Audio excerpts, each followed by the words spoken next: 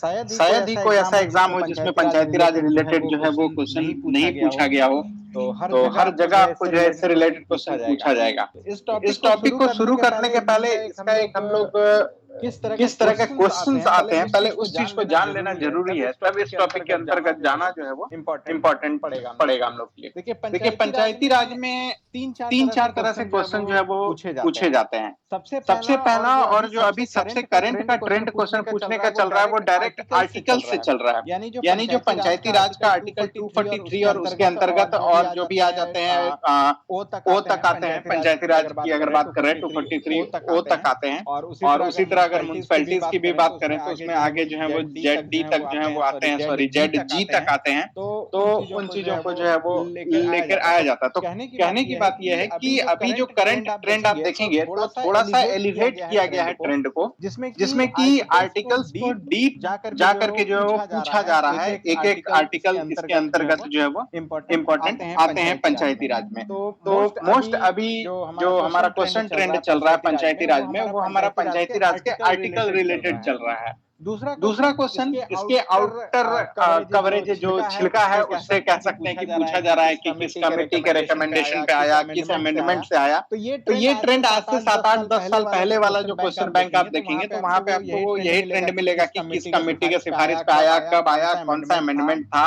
Amendment में क्या क्या प्रोविजन थे, किसने क्या प्रोविजन रखा, अलग अलग कमेटी ने अलग अलग टाइम पे। तो एक क्वेश्चन वहां पर बनता है। तो अब वो जोन का जो क्वेश्चन है वो देख रहे हैं कि लोअर ऑर्डिनेट्स एग्जाम जैसे आ रहे हैं, जैसे रेलवे वाला हो गया, बहुत हद तक जो एसएससी के इंटरमीडिएट लेवल वाले एग्जाम्स होते हैं वो क्वेश्चन वहां कॉन्सेंट्रेट हो गए हैं। जब आप सचिवालय स्तर के एग्जाम और कमीशन लेवल के एग्जाम में आएंगे तो देखा जा रहा है एक ट्रेंड की पंचायती राज में अंदर जाकर के जो वो आर्टिकल से क्वेश्चन जो है वो पूछा जा रहा है। और इसमें एक तीसरा ट्रेंड जो अभी देखने को मिल रहा है ये है कि आपको करंट से रिलेट किया जा रहा है पंचायती राज का आपका, यानी कि कहीं आपके स्टेट में जैसे हमारे झारखंड की अगर बात करें तो अभी हाल फिलहाल में पंचायत इलेक्शन जो है वो कंप्लीट हुआ है।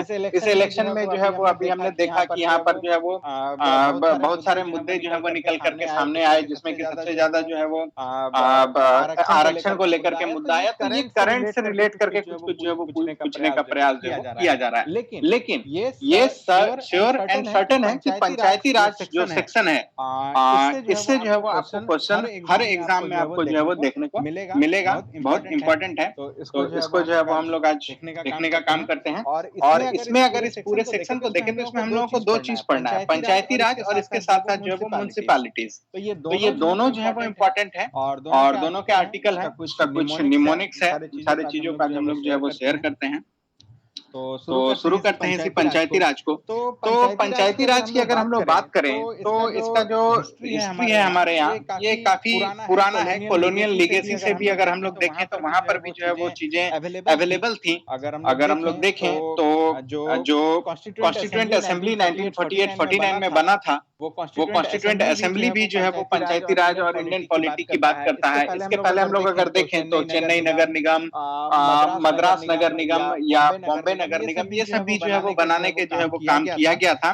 और बिफोर इंडिपेंडेंस या बिफोर हमारे कॉन्स्टिट्यूशन के लागू होने के पहले भी जो है ये डिसेंट्रलाइज्ड सिस्टम जो है वो हमारे यहाँ देखा गया था। लेकिन जो ये हम लोगों को जो मेन फोकस करना है वो हम लोगों को जो है वो कॉन्स्टिट्यूशनल प्रोविजंस जो है पॉलिटी के हिसाब से जो है वो उस पे हम लोगों को मेन फोकस करना है। तो पंचायती राज यानी कि जिसको हम लोग रूरल लोकल सेल्फ गवर्नमेंट के नाम से जो है वो जानते हैं, स्थानीय स्वशासन के नाम से जानते हैं। ये ग्रास रूट लेवल डेमोक्रेसी यानी कि जो है सबसे निचले स्तर पर जो लोकतंत्र है इसको किस तरह से एस्टैब्लिश किया जाए, इस चीज के लिए जो है ये शुरुआत जो है वो की गई है। और ये जो है वो हमारे संविधान में अगर बात करें तो इसका प्रोविजन जो है वो 73rd कॉन्स्टिट्यूशनल अमेंडमेंट एक्ट 1992 के तहत जो है वो लाया गया है। इसके पहले अगर हम लोग बात करें तो ये आया कहां से? सबसे पहले अगर इसका हम लोग प्रोविजन देखें तो हमारा जो कॉन्स्टिट्यूशन बना था तो उसमें आर्टिकल 40 जो है हमारा जो डीपीएसपी के अंतर्गत directive principle of state policy, राज्य के नीति निर्देशक सिद्धांत जो जिसको हम लोग हिंदी में कहते हैं, उसमें जो है आर्टिकल 40 में जो है ये विलेज पंचायत के गठन करने की जो है वो बात कही गई है और उसमें जो है वो राज्यों को ऐसा एंडेवर करने का, ऐसा दिशा निर्देश दिया गया है कि आप जो है वो ग्रास रूट लेवल पर, सबसे निचले स्तर पर जो है वो लोकतंत्र की स्थापना करने के लिए प्रोविजन करें। इसी प्रोविजन को जो है वो विभिन्न कमिटियों को जो है वो स्टडी करने के लिए दिया गया कि आप जाइए स्टडी करिए और किस तरह से जो है वो हम लोग इस प्रोविजन को लागू कर सकते हैं। इस बात को लेकर के जो है वो अमेंडमेंट आदि जो है वो किए गए और विभिन्न कमिटीज जो है वो अपने रिकमेंडेशन जो है वो देते चले गए। और इसके पहले जो है वो एक टर्म और एक डेट को याद रखिएगा, 2 अक्टूबर 1952। ये प्रश्न भी जो है कई बार पूछा गया है।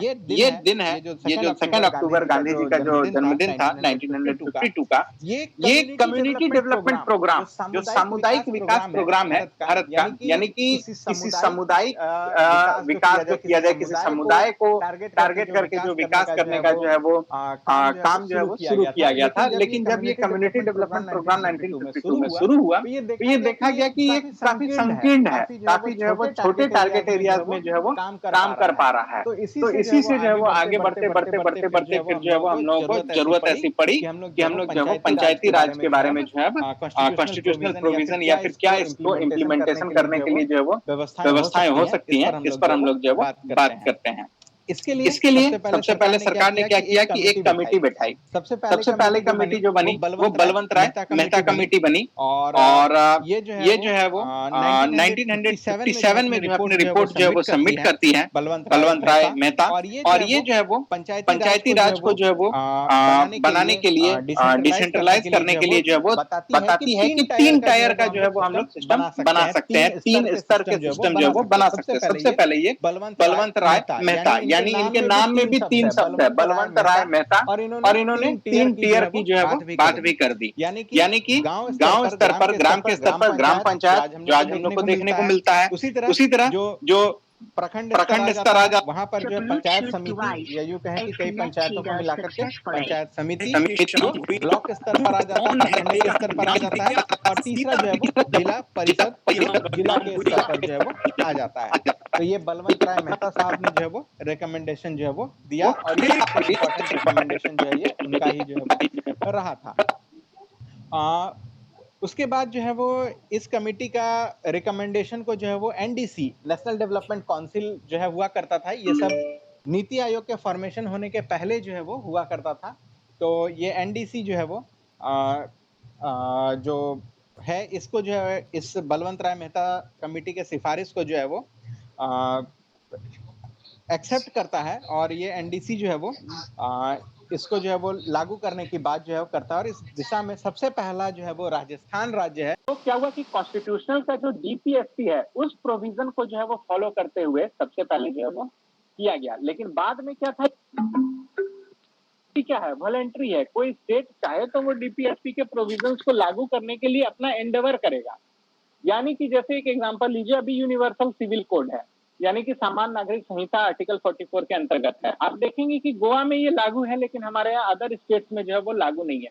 बट स्टेट्स जो है वो, कोई भी राज्य सरकार जो है वो अपने स्टेट में इस चीज को लागू करने के लिए जो है वो स्टेप ले सकती है। इसीलिए उसका नाम है राज्य के नीति निर्देशक तत्व। यानी कि राज्य में जो नीतियां बनेगी उसको निर्देशित करेगा, राज्य में जो पॉलिसीज बनेंगी उसको डायरेक्ट करने के लिए। मतलब हम मान लीजिए गरीबों के लिए कोई पॉलिसी बनाएंगे तो उसका हम डायरेक्शन कहाँ से लेंगे, उसका इंस्पिरेशन कहाँ से लेंगे। तो इसी डीपीएसपी में जहां भी जिस आर्टिकल में ये डील किया गया तो वो इंस्पिरेशन लेंगे। लेकिन इसलिए डीपीएसपी जो है वो हम लोग पढ़ते हैं, जब हम लोग पढ़ेंगे भी पॉलिटी में तो देखेंगे कि वो हम लोगों का मैंडेटरी प्रोविजन नहीं है, यानी उसको लागू करवाने के लिए हम लोग कोर्ट जो है वो नहीं जा सकते। इसी वजह से, क्योंकि हर स्टेट का अपना जो है वो अलग कंडीशन है, इथिकल कंडीशन अलग हो सकता है, लैंग्वेज, कल्चर, इकोनॉमी, हर कुछ अलग हो सकता है। तो जो पैसा वाला स्टेट लागू कर सकता है, मान लीजिए हाई जीडीपी वाला स्टेट या हाई पर कैपिटा इनकम वाला स्टेट जिस प्रोग्राम को लागू कर सकता है, जरूरी नहीं है पुअर स्टेट जो है वो सेम प्रोग्राम को लागू कर सके। तो अपने स्टेट के लोगों का वेलफेयर करने के लिए जो है वो स्टेट जो है वो फ्री है कि वो किस तरह से अपना जो है वो इम्प्लीमेंटेशन जो है वो कर सकता है।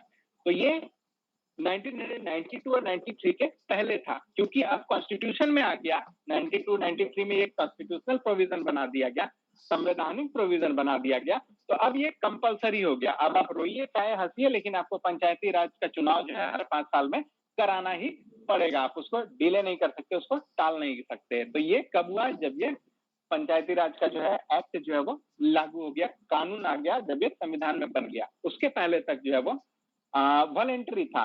तो राजस्थान ने सबसे पहले अपनाया, राजस्थान के बाद जो है वो हम लोग देखें तो आंध्र प्रदेश ने अपनाया। तो इस तरह से जो है कुछ कुछ स्टेट ने जो है वो इसको अपनाया। नेक्स्ट जो ये चलने लगा, उसके बाद फिर इसके रिव्यू के लिए जो है एक और कमेटी बनाई गई, जिसका नाम है अशोक मेहता कमेटी। अशोक मेहता कमेटी यानी 1977 में जो है वो उस समय कांग्रेस का गवर्नमेंट हटी थी और एक जनता दल की सरकार जो है वो बनाई गई थी। तो यही जो है वो 1978 में जो है वो अशोक मेहता कमेटी अपना जो है वो रिकमेंडेशन देता है, और ये अब इस 3 टियर को 2 टियर में बदलने की बात करते हैं। अशोक मेहता, इनके नाम में भी 2 शब्द, इसलिए इन्होंने जो है सिस्टम में भी जो है वो 2 टियर लाने की जो है वो बात की। पहला था कि डिस्ट्रिक्ट लेवल पे जिला परिषद और उसके नीचे जो है वो मंडल पंचायत, जिसमें कि कई सारे गांव जो है वो होंगे, जिसमें कि पॉपुलेशन 15 से 20 हजार लोगों को इंक्लूड करके एक मंडल पंचायत जो है वो बनाया जाएगा। अनफॉर्चुनेटली ये गवर्नमेंट टिकी नहीं, गवर्नमेंट गिर गई। ये अशोक मेहता कमेटी के रिकमेंडेशंस को जो है वो फॉलो नहीं किया गया, बात वहीं खत्म हो गई। उसके बाद फिर जो है एक इंपॉर्टेंट कमेटी बनी, जी.वी.के. राव कमेटी। जी.वी.के. राव कमेटी। तो ये जो है इसको बहुत काम सौंपा गया। जी.वी.के. राव कमेटी को जो है क्या क्या काम सौंपा गया, तो इसको जो है वो प्रशासनिक व्यवस्था पे भी जो है वो विचार देना था, ग्रामीण विकास और पॉवर्टी एलिवेशन। क्योंकि हम लोग जानते हैं कि जब इंदिरा गांधी गवर्नमेंट जो है बनी तो उन्होंने गरीबी हटाओ का नारा दिया। तो इस पॉवर्टी एलिवेशन को लेकर के भी जो है वो रूरल डेवलपमेंट प्रोग्राम किस तरह से बनाया जाए, इन सारी चीजों को जो है वो बताने के लिए जी.वी.के. राव कमेटी जो है वो बना दिया गया। तो इनके लिए जो है वो जी.वी.के. राव कमेटी का एक बहुत प्रचलित टर्म चलता है इनके पंचायती राज का। जो ये स्टडी कर रहे थे तो उसमें जो है आता है कि ग्रास विदाउट रूट्स है ये। तो पंचायत जो हम लोगों का बना तो रहे हैं हम लोग, ये ग्रास रूट लेवल डेमोक्रेसी तो हम लोग क्रिएट कर रहे हैं, लेकिन ये ग्रास विदाउट रूट्स है, यानी जिसके पास रूट्स ही नहीं है, जिसके पास अपना विकास करने के लिए पैसा ही नहीं है। रूट क्या है? पैसा। तो जिसके पास अपना विकास करने के लिए पैसा ही नहीं है, तो ये जो है वो इस तरह के स्टडीज जो है वो करते हैं जी.वी.के. राव कमेटी। और उसके बाद जो है वो फिर पंचायती राज पे जो है वो अपना रिपोर्ट जो है वो 1986 में रिप्रेजेंट करते हैं। इसी बीच हम लोग जानते हैं कि एक दांतेवाला कमेटी भी जो है वो बनाई गई थी 1986 में। तो ये दांतेवाला कमेटी, जी.वी.के. राव कमेटी, ये सब आपस में जो है वो इन दोनों के रिकमेंडेशंस जो है वो कोइंसाइड करने लगे, टकराने लगे। तो इस तरह से ले दे के जो है बहुत ज्यादा फ्रूटफुल जो है वो चीजें नहीं आई। और ये भी जो है वो उसी तरह का कुछ रिकमेंडेशन किया कि जिला परिषद को जो है वो बना दीजिए, उसको और ज्यादा पावर दीजिए, वाइटल पोजीशन दे दीजिए। तो इस तरह की बात किया। तो जी.वी.के. राव का भी जो है वो रिकमेंडेशन बहुत ज्यादा जो है वो नहीं हुआ। तो इसके बाद जो है वो आता है एल.एम. सिंघवी कमेटी। ये कमेटी बहुत इंपॉर्टेंट है, एग्जाम पॉइंट ऑफ व्यू से भी बहुत इंपॉर्टेंट है। और आज वर्तमान में जो हम लोग भारत में पंचायती राज व्यवस्था देख रहे हैं, इस पंचायती राज व्यवस्था का जो संवैधानिक स्थिति है, यानी कि कॉन्स्टिट्यूशन में जो आज इसको डालने का जो रिकमेंडेशन किया गया, वो इसी एल.एम. सिंघवी कमेटी के हिसाब से जो है वो किया गया, या रिकमेंडेशन पे जो है वो किया गया। तो 1986 में राजीव गांधी साहब जो है वो प्रधानमंत्री थे, और उन्होंने जो है पंचायती राज को जो है वो पुनर्जागृत करने के लिए, पुनर्जीवित करने के लिए जो है वो एक एल.एम. सिंघवी साहब जो उनके कैबिनेट मिनिस्टर भी थे और बड़े वकील भी थे, कानूनविद भी थे, तो उनके नाम पे जो है एक कमेटी बना दी, उनके चेयरमैनशिप में जो है एक कमेटी बना दी। तो उन्होंने भी जो है वो बहुत सारे रिकमेंडेशन दिए, लेकिन इनका सबसे बड़ा रिकमेंडेशन रहा, और इनके रिकमेंडेशन के आधार पर जो है वो इस पंचायती राज को कॉन्स्टिट्यूशनलाइज कर दिया गया, यानी कि संविधान में जो है वो इसको डाल दिया गया। तो ये जो है वो 4 इंपॉर्टेंट कमिटियां जो है वो हम लोगों को ध्यान में रखनी है जो पंचायती राज से बनी।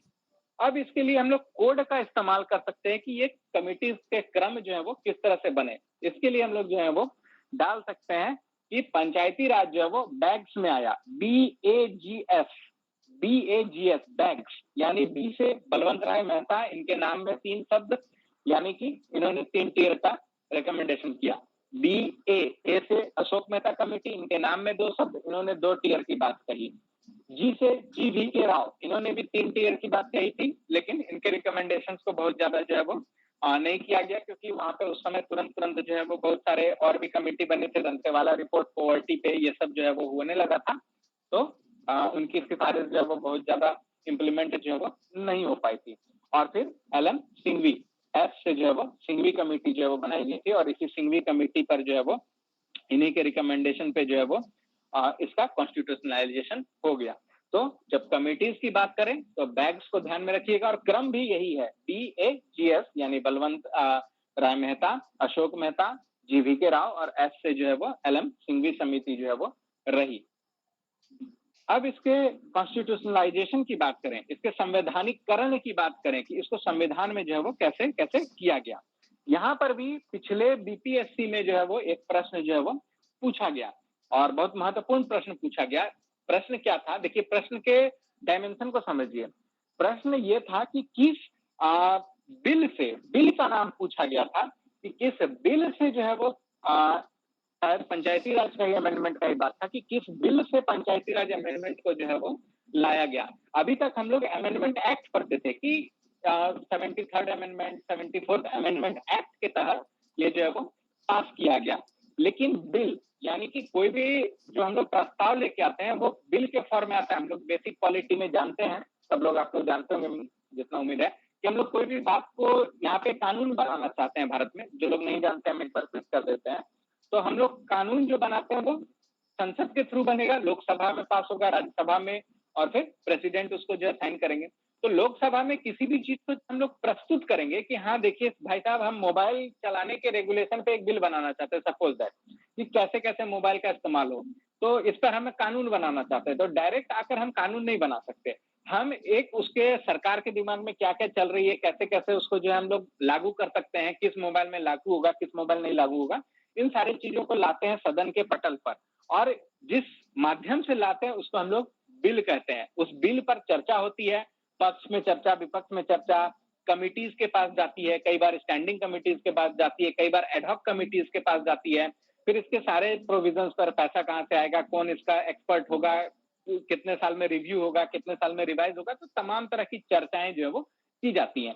और उसके बाद जब वो चर्चा में उस बिल में बहुत सारे चीज जो है वो प्लस माइनस ये सब हुए कि हाँ ये हटाओ, ये जोड़ो, इसका सुधार ये होगा, इस तरह से करके जब वो पास हो जाता है लोकसभा से, राज्यसभा से, प्रेसिडेंट का एक्सेंट मिल जाता है, तब वो एक्ट बन जाता है। तो ये बिल और एक्ट के बीच का जो है बेसिक डिफरेंस जो है वो है। तो प्रश्न ये पूछा गया था कि किस बिल के तहत जो है इसको इंट्रोड्यूस किया गया था, तो इसको भी ध्यान में रखिएगा कि जो है वो 64th कॉन्स्टिट्यूशनल अमेंडमेंट बिल के रूप में जो है वो इसको लोकसभा में पेश किया गया था, 64वां कॉन्स्टिट्यूशनल अमेंडमेंट बिल। और उसके बाद फिर जो है वो वहां पर ये होती है, बहस होती है इस पर। तो ये बहस होने के बाद जो है वो लोकसभा से जो है ये बिल पास हो जाता है, लेकिन ये राज्यसभा से जो है वो पास नहीं हो पाता है। गवर्नमेंट भी गिर जाती है, राजीव गांधी साहब की हत्या हो जाती है 91 में, हम लोग जानते हैं, अगस्त में शायद। तो उसके बाद जो है ये बिल राज्यसभा से पास नहीं हो पाता है। उसके बाद वीपी सिंह साहब जो है वो गवर्नमेंट में आते हैं, और जो है वो फिर अनाउंस करते हैं कि हम भी जो है वो पंचायती राज इंस्टीट्यूशंस पे जो है वो काम करेंगे, लेकिन ये इनकी भी जो है सरकार वो नहीं टिक पाती है, वीपी सिंह की गवर्नमेंट भी जो है गिर जाती है। उसके बाद आते हैं नरसिम्हा राव, और नरसिम्हा राव ही जो है वो इन्हीं के समय में जो है वो प्राइम मिनिस्टर रहते हैं, और पीवी नरसिम्हा राव, और इन्हीं के समय में जो है वो सितंबर 1991 में लोकसभा में ये बिल फाइनली जो है वो पास कर दिया जाता है, और ये भारत का 73वां constitutional amendment act, 73rd constitutional amendment act 1992 के रूप में जो है वो निकलकर सामने आता है, जो कि 24 अप्रैल 1993 से जो है वो लागू होता है। यानी कि अमेंडमेंट जो है वो एक्ट जो है वो 1992 में पास हो गया, और उस एक्ट में लिख दिया गया कि यह जो है वो लागू जो है वो 24 अप्रैल 1993 से जो है वो लागू होगा। यानी कानून तो वो बन गया हमारा 92 में ही, लेकिन कानून जो लागू हुआ वो सेम डेट से लागू ना होके 24 अप्रैल 1993 से लागू हुआ। तो क्वेश्चन के बारीकी को वहां पर समझिएगा कि क्वेश्चन क्या पूछ रहा है, किस ईयर में पास हुआ, तो 1992 में, किस ईयर या किस डेट को लागू हुआ, तो 24 अप्रैल 1993 से लागू जो है वो हुआ। तो ये जो है वो हमारा पंचायती राज के अंतर्गत जो है वो यहाँ तक इसकी कहानी रही, यहाँ तक इसको कॉन्स्टिट्यूशनलाइज करने की बात रही, जो एग्जाम पॉइंट ऑफ व्यू से, प्री पॉइंट ऑफ व्यू से हमारे लिए इंपॉर्टेंट है। अब इस एक्ट को, जो कानून को हम लोगों ने बनाया, इस कानून में हमने क्या किया, कानून बनने के बाद ये संविधान में जो है वो लाया गया, यानी कि कॉन्स्टिट्यूशन में प्रोविजन किया गया। तो कहाँ कहाँ इसको जो है वो रखा गया, ये भी बहुत महत्वपूर्ण है। इस पर भी खूब प्रश्न पूछे जाते हैं। मतलब ये कमेटी से नहीं पूछने का मन हुआ तो ये संविधान में कहाँ कहाँ डाला गया, इसको उससे पूछ लेते हैं। तो कहाँ कहाँ डाला गया, तो इस एक्ट के आने के बाद, इस कानून के बनने के बाद हमारे संविधान में पार्ट 9 जो है वो जोड़ा गया और इसको कहा गया, इस पार्ट 9 का टाइटल दिया गया द पंचायत, और इसमें आर्टिकल्स डाले गए 243 से 243 ओ तक, 243 से 243 ओ तक, और एक नया 11वां शेड्यूल जो है वो इसमें जारी हुआ। इस शेड्यूल में इसके प्रोविजंस को लेकर के जो है वो चीजें दी गई, और 29 फंक्शंस, इस डिजिट को भी याद रखिएगा, इस पे भी जो है वो सवाल पूछा जाता है। 29 फंक्शंस जो है वो इसमें डाले गए, पंचायती राज के जो है वो 29 फंक्शंस जो है वो डाले गए, जिसमें कि अगर हम लोग बात करें कुछ फंक्शंस का, अगर एग्जांपल देने की अगर हम लोग बात करें, तो इसमें जो है वो तरह तरह के फंक्शंस आ जाते हैं, जिसमें कि शिक्षा, सफाई, सैनिटेशन, वाटर, रोड, बिजली, सड़क, इस तरह के भी जो है वो सिस्टम आ जाते हैं। तो इस तरह की चीजें जो है वो यहाँ पर 29 आइटम्स जो है वो यहाँ पर डाले गए। इन आइटम्स को जो है वो जानना हमारे लिए बहुत जरूरी नहीं है, लेकिन ये डिजिट जानना जरूरी है कि इसमें 29 आइटम्स जो है वो अवेलेबल हैं। 29 आइटम्स को लेकर के जो है वो यहाँ पर किया गया। और ठीक है, यहाँ तक में जो है वो चीजों को हम लोग को जान लेना है।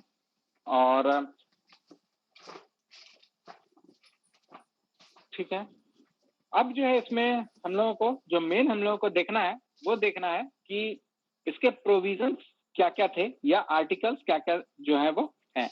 तो इसके पहले एक बार क्विक रिवीजन कर लेते हैं कि सबसे पहले जो है वो हमारे यहाँ रूरल लोकल सेल्फ गवर्नमेंट बनाने की बात की गई, कम्युनिटी डेवलपमेंट प्रोग्राम लाया गया 2 अक्टूबर, कब, 2 अक्टूबर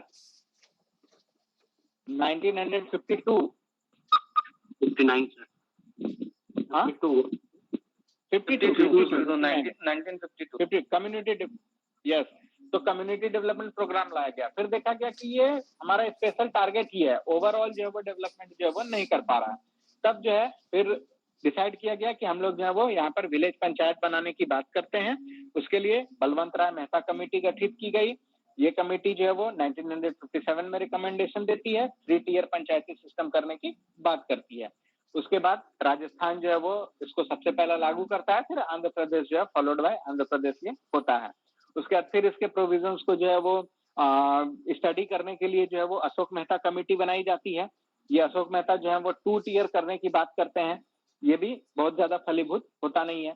फिर आते हैं जीवीके राव साहब, तो ये जीवीके राव कमेटी जो है वो बनाई जाती है, और ये जीवीके राव जो है वो इसको कमेंट करते हैं ग्रास विदाउट रूट्स वाली बात। तो ये ज्यादातर जो है वो फाइनेंशियल सेक्टर पे जो है वो ज्यादा ध्यान देते हैं, क्योंकि उनको रूरल डेवलपमेंट और पॉवर्टी एलिवेशन दोनों चीज को भी जो है वो ध्यान में देना था। तो जीवीके राव जो है इस तरह से लेकर के आते हैं और बहुत सारे चीजों को जो है वो क्लियर करते हैं। फिर उसके बाद सबसे इंपॉर्टेंट कमेटी बनती है एलएम सिंघवी कमेटी।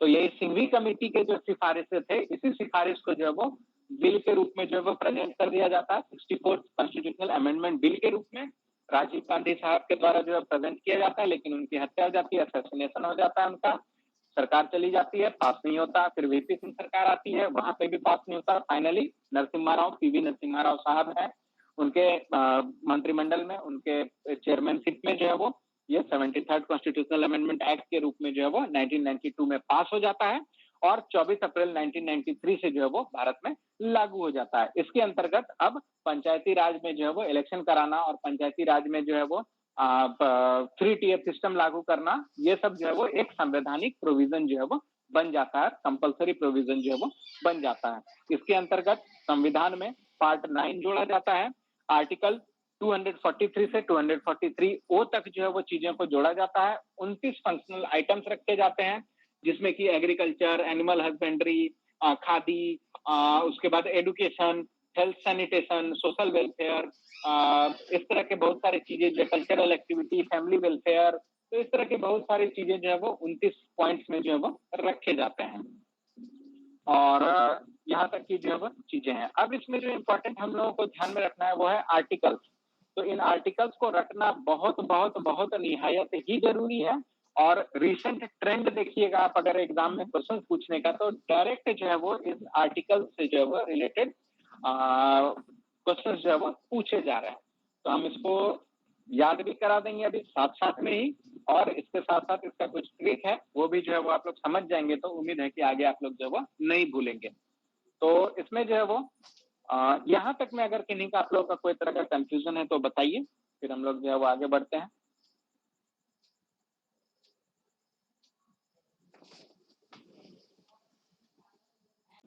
ओ तक सुनने में लग रहा है कितना सारी चीजें याद करनी है, लेकिन बहुत ही आसान है, बहुत ही आसान है इनको याद करना। सबसे पहले आर्टिकल 243, तो किसी भी चीज को हम लोग डिफाइन करते हैं, डेफिनेशन है। तो आर्टिकल 243 में जो है वो परिभाषा है, तो इसलिए उसमें जो है वो ध्यान रखना है कि आर्टिकल 243 जो है वो डेफिनेशन कहता है। सबसे इंपॉर्टेंट 243A, ये 243A बताता है कि ग्राम सभा होगी, एक जो है वो ग्राम सभा का जो है वो गठन किया जाएगा। और ग्राम सभा में क्या होंगे, तो वैसे उस गांव के वैसे लोग जो उस गांव के इलेक्टोरल रोल में, यानी कि जो वोटर लिस्ट है उसमें जो लिस्टेड होंगे वो लोग, वही लोग जो है वो ग्राम सभा का जो है वो फॉर्मेशन करेंगे। और इसमें जो है वो सारे उस पंचायत क्षेत्र के, उस गांव क्षेत्र के सारे रजिस्टर्ड वोटर जो है वो इस सभा का जो है वो सदस्य होंगे या मेंबर्स होंगे। तो ये आर्टिकल 243A जो है वो ग्राम सभा के फॉर्मेशन की बात करता है कि एक ग्राम सभा होगा। डायरेक्ट पूछा जाता है कि ग्राम सभा का गठन जो है किस आर्टिकल के तहत किया जाता है। 243, 243A, B, C, D, इस तरह से जो है वो प्रश्न जो है वो आपको देखने को मिल जाएगा। तो 243 में डेफिनेशन है, 243A में ग्राम सभा को जो है वो कंस्टिट्यूट किया गया है। बी में जो है वो कॉन्स्टिट्यूशन ऑफ पंचायत, यानी पंचायतों का संविधान। ये पंचायत जो है वो किस तरह से जो है वो चलेंगे, इससे रिलेटेड जो है वो चीजें जो है वो 243B में जो है वो दी गई हैं। सी यानी कि कंपोजिशन ऑफ पंचायत, यानी कि पंचायत का गठन कैसे होगा, ये सारा चीजें जो है वो वहां पर दिया गया है कि उसका गठन वोटिंग के माध्यम से होगा, वोटिंग में कितने लोग भाग लेंगे, कितना एज हो सकता है वोटिंग का। तो इस तरह की चीजें जो है वो कंपोजिशन, कितना वार्ड होंगे, कितना कमिश्नर होंगे या वार्ड के मेंबर होंगे, कौन मुखिया होगा, कौन उप मुखिया होगा, ये सारी चीजें जो है वो इसी आर्टिकल 243C में, जिसको हम लोग कंपोजिशन, सी से कंपोजिशन जो है वो कह सकते हैं। डी यानी कि रिजर्वेशन ऑफ सीट्स, डी में जो है वो रिजर्वेशन ऑफ सीट्स है, यानी कि जो सीट जो रिजर्व होंगे, महिलाओं के लिए आरक्षण है, जनजाति गैर जनजाति लोगों के लिए जो है वो आरक्षण है। ट्रिपल टेस्ट की बात भी जो है वो कई राज्यों में की जाती है, झारखंड में भी इसका मुद्दा गरमाया था एक समय में बहुत ज्यादा। तो वो सब भी जो है वो कितना रिजर्वेशन देना है नहीं देना है, ये आर्टिकल 243D में है। ई यानी कि 5, और ड्यूरेशन ऑफ पंचायत, पंचायत भी जो है वो 5 साल का ड्यूरेशन में जो है वो काम करती है। जब भी वो फॉर्म करेगा तो वो 5 साल के लिए होगा, लेकिन इसमें शर्त यह है कि अगर मान लीजिए 5 साल के पहले जो है वो कोई डिसॉल्व हो गया, किसी कारणवश जो है वो पंचायत जो है उस किसी एक पंचायत का जो है वो डिवोल्यूशन हो गया, खत्म हो गया, तो जो नया इलेक्शन होगा वो सिर्फ बचे हुए टर्म के लिए ही होगा। ये नहीं कि फ्रेश जिस दिन से हुआ वहां से 5 साल नहीं। जैसे मान लीजिए 2022 से 5 साल 2027 के लिए बना और 24 में जाके अगर गिर गया, तो जो नया बनेगा वो 24 से 27 के लिए ही बनेगा। उसमें भी एक कंडीशन ये है कि लास्ट 6 महीना अगर बचा हो, मान लीजिए कि 27 में खत्म होना है, 27 का जुलाई तक का महीना पार हो गया है और दिसंबर में जो वो खत्म हो जाना था, तो मात्र 6 महीना बचा। तो जब मात्र 6 महीना बचेगा तो फिर चुनाव नहीं कराया जाएगा, वेटे कर लिया जाएगा 6 महीना तक। और फिर एक स्पेशल केस इस बार कोविड के दौरान देखा गया था कि कोविड के दौरान 2 साल जो है वो ये पंचायती राज को जो है वो एक्सटेंड किया गया, और स्टेट लेजिस्लेचर जो है, राज्य विधानसभा जो है, इसका एक्सटेंशन का प्रस्ताव जो है अपने कैबिनेट से जो है वो पास करके जो है वो 2 साल तक झारखंड में इस चीज को खींच ली थी। ये एक एक्स्ट्रा ऑर्डिनरी कंडीशन था उस कंडीशन में। तो ड्यूरेशन ऑफ पंचायत यानी कि ऑप्शन 243E में जो है वो ड्यूरेशन है। एफ में है 243F, डिस्क्वालिफिकेशन फॉर मेंबरशिप, यानी कि आप जो है वो मेंबर रहेंगे नहीं रहेंगे, आपको डिस्क्वालीफाई किया जाएगा। ये जो है प्रोविजन आर्टिकल 243F में बनाए गए हैं। नेक्स्ट हम लोग बात करें तो 243G, इसमें पावर, अथॉरिटी, रिस्पॉन्सिबिलिटी आदि चीजों की जो है वो चर्चा की है। कितनी शक्तियां हैं पंचायत के पास, क्या क्या उसके उत्तराधिकार हैं पंचायतों के, ये सारी चीजें जो है वो 243G में जो है वो दी गई हैं। वहीं H की बात करें तो power to impose taxes and funds of the panchayat, यानी पंचायत किस चीज पे टैक्स लगा सकती है, कहां से अपने रेवेन्यू को जो है वो बढ़ा सकती है, ये सारी शक्तियां जो है वो 243H में दी गई हैं। 243I, अब तक हम सबसे ज्यादा रिपीटेड क्वेश्चन जो है ये 243I पर ही जो है वो देखे हैं। तो ये 243I कहता है कि constitution of finance commission to review financial position. तो पंचायतों का जो फाइनेंशियल पोजीशन है, उसको कितने पैसे मिलने हैं, कहां से आएगा, कहां से जाएगा, कितना उसको अनुदान दिया जाएगा, कितना उसको चुंगी दी जाएगी, कितना उसको जो है हेल्प दिया जाएगा, ये सारा फाइनेंस कमीशन का देखने का काम है। तो जो हम लोगों का कॉन्स्टिट्यूशन में आर्टिकल 280 में जो फाइनेंस कमीशन बनता है, उसी में पंचायती राज्यों को पैसा देने के लिए राज्य में जो स्टेट में जो कमीशन, फाइनेंस कमीशन बनता है, वो 243I के तहत बनता है। तो याद रखिएगा, अगर आपके प्रश्न में लिखा रहेगा स्टेट फाइनेंस कमीशन जो है वो किस आर्टिकल के तहत बनता है, तो उसको 280 ना मार के 243I हम लोगों को मारना है, या 243I पर जो है वो टिक करना है। तो 243I वो जो है वो फाइनेंस कमीशन को जो है वो कंस्टिट्यूट करने की बात करता है। 243J, ये ऑडिट ऑफ अकाउंट्स करता है, यानी जो पंचायत के पैसे हैं उसका ऑडिट का काम जो है वो 243J करता है। नेक्स्ट जो सबसे फ्रीक्वेंट क्वेश्चन देखा जाता है, ये 243K पे देखा जाता है। 243K क्या है? इलेक्शन टू दी पंचायत, यानी पंचायतों का जो चुनाव होगा वो 243K के अंतर्गत आता है। यानी चुनाव कौन कराएगा राज्य में? तो राज्य चुनाव आयोग जो है वो चुनाव कराता है। तो राज्य चुनाव आयोग भी जो है इसी 243K के प्रोविजन के अंतर्गत जो है वो गठित होता है। तो इसको भी जो है वो ध्यान में रखना है। नेक्स्ट है 243L, application to union territories, यानी कि संघ राज्य क्षेत्रों में जो है वो पंचायती राज लागू होगा, ये आर्टिकल 243L जो है वो डिफाइन करता है। उसी तरह 243M, कुछ ऐसे एरियाज हैं जहां पर ये पंचायती राज के प्रोविजंस जो है वो लागू नहीं होते हैं। जो 5th शेड्यूल और 6th शेड्यूल का एरिया है, कुछ ऐसे एरियाज हैं जहां पे ये पंचायती राज सिस्टम जो है वो लागू नहीं होते हैं। तो वो कहाँ कहाँ नहीं लागू होंगे, किस किस शर्तों पे नहीं लागू होंगे, वो जो है आर्टिकल 243M में जो है वो बताया गया है। 243N जो है वो कहता है कि जो एग्जिस्टिंग लॉ है पंचायतों का, उसकी निरंतरता बनी रहेगी, यानी कि वो कंटिन्यू जो है वो होगा। कब तक कंटिन्यू होगा, कैसे कंटिन्यू होगा, इस बारे में चर्चा जो है वो 243N में जो है वो दी गई है। और 243O में जो है वो कि जो इलेक्टोरल यहाँ पर मैटर्स हुआ, यानी चुनाव में जो किसी तरह का शिकायत हुआ, इस शिकायत पर केवल और केवल राज्य चुनाव आयोग ही जो है वो फैसला करेगा। कोई कोर्ट में हम नहीं जा सकते हैं। मान लीजिए कि आपके स्थानीय चुनाव में जो किसी प्रकार की धांधली की बात आई, कोई फॉल्स वोटिंग की बात आई, या कोई गलत तरीके से जीत गया है, तो इसकी शिकायत आप राज्य चुनाव आयोग में कर सकते हैं, जाकर के हाई कोर्ट में नहीं कर सकते या किसी कोर्ट में नहीं कर सकते हैं। तो ये प्रोविजन भी जो है आर्टिकल 243O के तहत किया गया है। तो ये चीजें जो है वो यहाँ पर दी गई हैं। ये आर्टिकल 243 से 243O तक रहा। तो ये जो हमने अभी 243 से 243O तक देखा, ये थी आम जिंदगी। अब मेंटोस जिंदगी जो है वो हम लोगों को करना होगा, क्योंकि वहाँ पे एग्जाम हम लोगों को क्वालिफाई करना है। तो आम जिंदगी में लोग ये 243, 243A, B उसके प्रोविजंस को जो है वो रखने का काम करते हैं, लेकिन मेंटोस जिंदगी में जो है वो हम लोग इसको थोड़ा स्मार्टली रखने का काम करते हैं। तो पहले ये 243 से 243O तक की चीजों को आप उम्मीद है कि समझ गए होंगे, और इसको नोट करने के लिए परेशान नहीं होइएगा, क्योंकि आप जिस भी बुक को रिकमेंड करते हैं, इंटरनेट है कहीं भी, अगर आपके पास कोई स्टैंडर्ड बुक नहीं है तो वो जो है आपको वहां पे आसानी से अवेलेबल है। तो इसको लिखने के लिए बहुत ज्यादा परेशान नहीं होइएगा। परेशान अब जो ये तरीका कि इसको कैसे याद रखा जाए, उस पे जो है वो बात करते हैं। तो 243 सीधा सीधा डेफिनेशन है, उस पे जो है कुछ दिमाग ही नहीं लगाना है। ए ग्राम सभा है, इसको याद रख लेना है कि पहला शुरुआत ही हो रहा है ग्राम सभा। सभा बनेगी तभी तो आगे हम लोग जो है उस पर बात कर सकेंगे कि सभा जो है मिलकर विकास करेगी, कैसे करेगी, नहीं करेगी। बी आ गया उसका कॉन्स्टिट्यूशन, यानी कि वो कैसे कैसे जो है वो संवैधानिक उसका जो उस वर्क करेगा उसका कुछ लिखित हिसाब होना चाहिए ना। जो ग्राम सभा बनेगी उसका कुछ लिखित हिसाब होना चाहिए कि जो मन में आए जो व्यक्ति वैसा नहीं ना कर सकेगा, मुखिया का ये काम, उप मुखिया का ये काम, वार्ड सदस्य का ये काम। तो इस तरह की चीजों को जो है वो बताने का बात जो है वो आर्टिकल 243B में जो है वो किया गया है। तो ये 3 आर्टिकल आपको थोड़ा सा मेहनत करके खुद से याद करना है।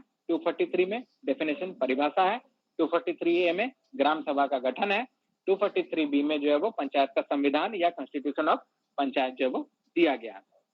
सी यानी कंपोजिशन ऑफ पंचायत, यानी कि इसमें कितने लोग होंगे, प्रत्येक 5,000 पे होंगे, 10,000 पे होंगे, कितना उम्र के लोग होंगे, महिला कितने होंगे, पुरुष कितने होंगे, ये सारा चीज जो है वो जो सभा बनेगी उसका कंपोजिशन जो है वो कैसा कैसा होगा। तो ये सी से कंपोजिशन जो है वो चल गया।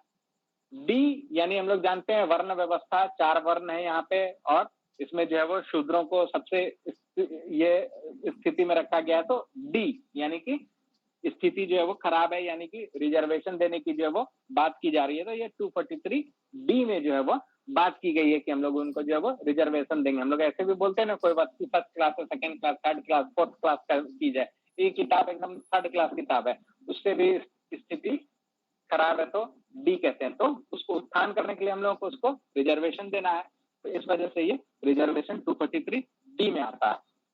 जब ई की बात करें, ई यानी खुद ही अल्फाबेट में ई 5 होता है और पंचायत का ड्यूरेशन भी 5 साल का होता है। तो ई में उसका ड्यूरेशन ऑफ पंचायत यानी 5 साल की चीजें जो है वो रह गई। एफ यानी फुट लो, यहाँ से निकल लो, यानी कि डिस्क्वालीफाई हो गया, गलत आदमी है, फुट लो एफ से। तो एफ जो है वो डिस्क्वालिफिकेशन ऑफ मेंबरशिप जो है वो डिनोट करता है। जी तो बचपन में हम लोग के समय में जो है वो बहुत कार्टून चलता था, कार्टून नहीं सुपर हीरो चलते थे, जूनियर जी, पार्ले जी। तो जी माने तरह तरह के जो है वो डेफिनेशन आते थे। कोई बोलता था जी माने जीनियस, जी माने गधा, तो बहुत सारे चीज चलते थे। तो जूनियर जी जो था ना, हमको लगता है कि सभी यहाँ पे बैठे हुए लगभग उसी एज ग्रुप के होंगे जिन्होंने ये अपने समय में जरूर देखा होगा।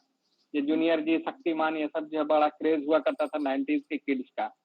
तो ये जी मतलब जी, जूनियर जी के पास क्या था, पावर।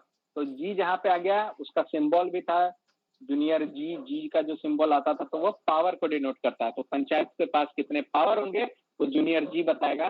तो आर्टिकल 243G में जो है वो पावर्स को जो है वो डिफाइन किया गया है। जब एच की बात करें हम लोग, एच, तो एच से जो है वो आपको याद रखना है कि इम्पोज टैक्सेस कर लेना है कि कैसे जो है वो टैक्सेस को जो है वो इम्पोज करेगा, टैक्सेस कैसे जो है वो लगाएगा, फंड्स आदि जो है वो कैसे करेगा, ये एच को जो है वो याद रखना है। आई है यानी कि फाइनेंस कमीशन है। इनकम, आई से इनकम यानी पैसा चाहिए, पैसा कौन देगा, फाइनेंस कमीशन देगा, बिना कमीशन के हम लोग को पैसा मिल नहीं सकता है।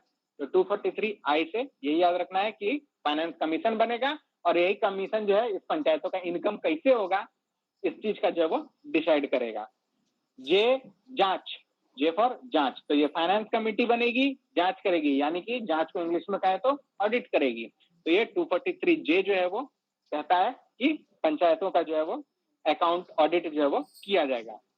उसके बाद के का सीधा सीधा अर्थ है अमिताभ बच्चन साहब के बनी करोड़पति, मतलब कहते हैं ना, तो उसी तरह हम करोड़पति नहीं करेंगे, कौन बनेगा करोड़पति, तो करोड़पति हम लोग नहीं कहेंगे कौन बनेगा, लेकिन हम लोग ये जरूर कहेंगे कि मुखिया कौन बनेगा।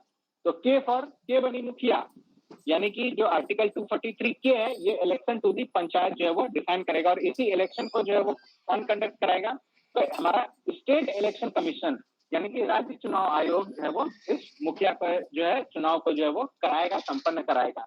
तो यही 243K जो है वो बताता है कि इलेक्शन टू दी पंचायत जो है वो होगा और वो कौन कराएगा, तो स्टेट इलेक्शन कमीशन कराएगा, यानी मुखिया कौन बनाएगा, स्टेट इलेक्शन कमीशन बनाएगा। और ये 243K ही जो है वो इसको डिफाइन करता है।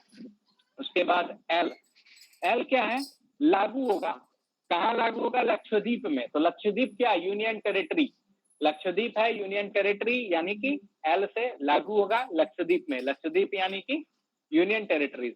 तो ये प्रोविजन आर्टिकल 243 के अंतर्गत के प्रोविजंस जो है हमारे वो लागू होंगे यूनियन टेरिटरीज में, इस बात का फैसला आर्टिकल 243 एल करेगा।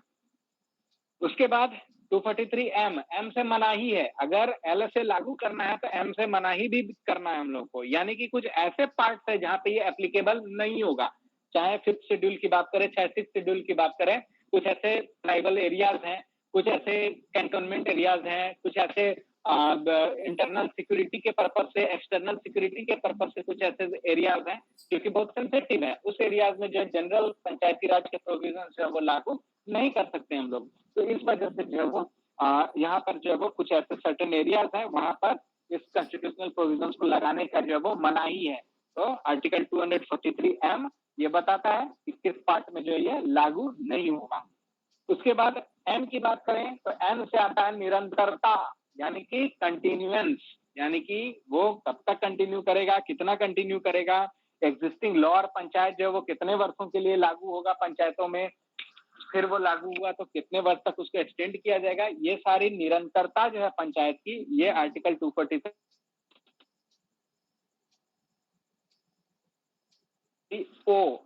ओ यानी कि रुक जाओ। आप देखे होंगे कपिल शर्मा वाले में वो आते हैं ना, कीकू शारदा साहब जो मोटे मोटे से आते हैं, तो वो क्या करते थे, एक हाथ का इशारा करते थे ओ और फिर टॉक टू माय हैंड या कुछ ऐसा ही बोलते थे। तो यहाँ पर भी जो है वो टॉक टू माय हैंड यानी कहने का क्या बात कर रहे थे, वो ओ करके जो हाथ घुमा के करते थे, कहते थे कि कोई इंटरफेरेंस मत करो मुझसे, यानी कि हम और जो मेरे गेस्ट हैं उसका हम जो इंटरेक्ट कर रहे हैं वो इंटरेक्शन करने दो, कपिल शर्मा तुम जो है इंटरेक्ट मत करो। तो इसी तरह से जो है वो कोर्ट के इंटरेक्शन को जो वो रोकता है, या वो है जीरो है, शून्य है, वो किसी भी तरह के इंटरफेरेंस को जो है वो रोकता है।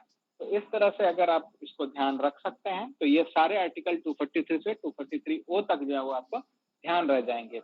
एक बार फिर से हम क्विक रिवीजन करा देते हैं। 243 में डेफिनेशन है, 243A ग्राम सभा है, 243B जो है पंचायत का संविधान बनेगा, C से कंपोजिशन उसका आ जाएगा, D से रिजर्वेशन हो गया, E से 5 साल का टेन्योर यानी कि उसका टेन्योर हो गया, ड्यूरेशन हो गया।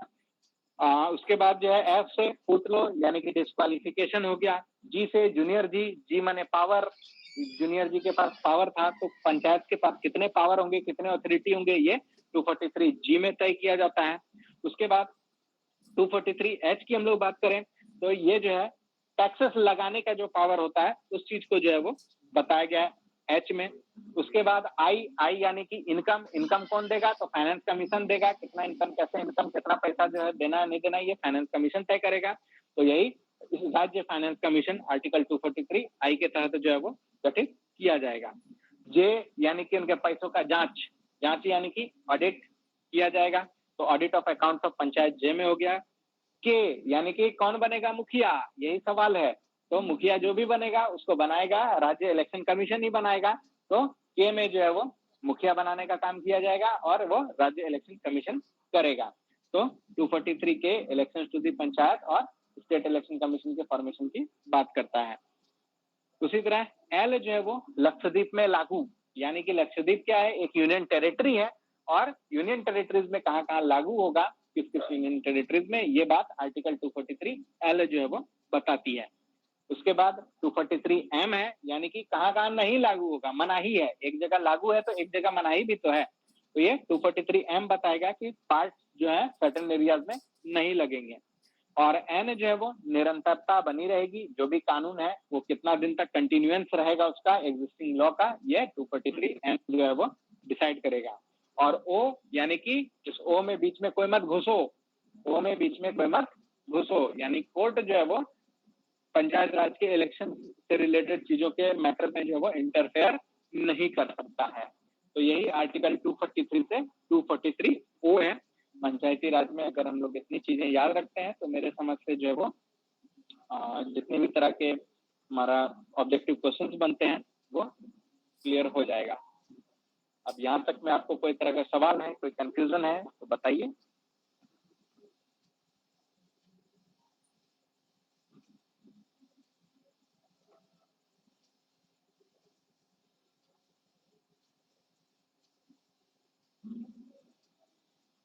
चलिए अब हम जिससे रैंडमली पूछेंगे वही बताएगा। अक्कड़ बक्कड़ बम्बे बो किसका नंबर लग गया? अब पहले ही डर गया लग रहा है।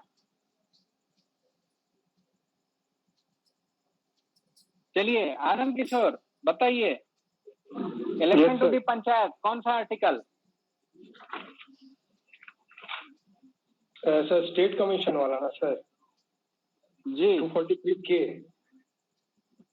के यानी कि कौन बनेगा मुखिया? चलिएगा, करोड़पति नहीं, हम लोग को मुखिया बनाना है यहाँ। करोड़पति अमिताभ बच्चन साहब बनाएंगे। चलिए नेक्स्ट है, किससे पूछे? हाँ बेली आप बताइए, कहाँ कहाँ लागू होगा नहीं होगा, यानी कि application to union territories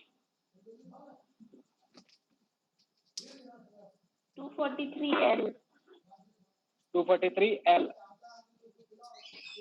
reservation जो है पंचायतों को वो मिलेगा किस आर्टिकल के तहत नितेश? डी सर, आरक्षण डी, बिल्कुल। और अब विशाल आप बताइए कि जो पावर है वो किस आर्टिकल के तहत मिलेगा पंचायतों को? जो पावर है पैसा लगाने का, टैक्स वगैरह लगाने का, चुंगी लगाने का, सब किस आर्टिकल के तहत? 243 का जी। हाँ हमको मालूम था, आप जूनियर जी देखने के लिए बहुत स्कूल ड्रॉप किए हैं।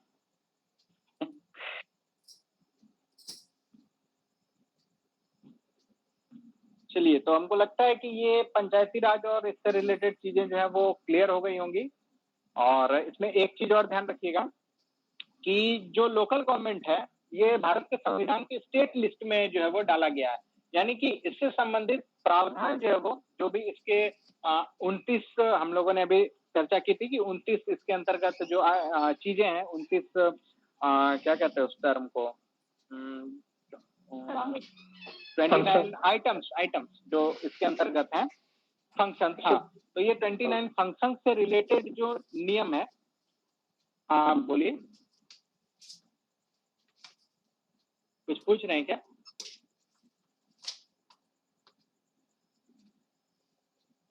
तो ये जो फंक्शंस हैं ये स्टेट लिस्ट के अंतर्गत आते हैं, यानी स्टेट लिस्ट के अंतर्गत, यानी राज्य सरकार इस पर जो है वो नियम बनाने के लिए जो है वो फ्री है, या राज्य सरकार ही जो है वो इस पर नियम बना सकती है। और ये भारत के 7th शेड्यूल में जो है वो दिया गया है। और बस यही देखना है, आर्टिकल्स आपको याद हो ही गए, कमेटी जो है वो आप लोग जो है वो उसको समझ गए, उसके कोड्स को भी समझ गए, डेट्स को भी जो इम्पोर्टेंट हम लोगों ने देख लिया है, और लगभग इसी रेंज में ही जो है आपको क्वेश्चंस जो है वो मिलेंगे।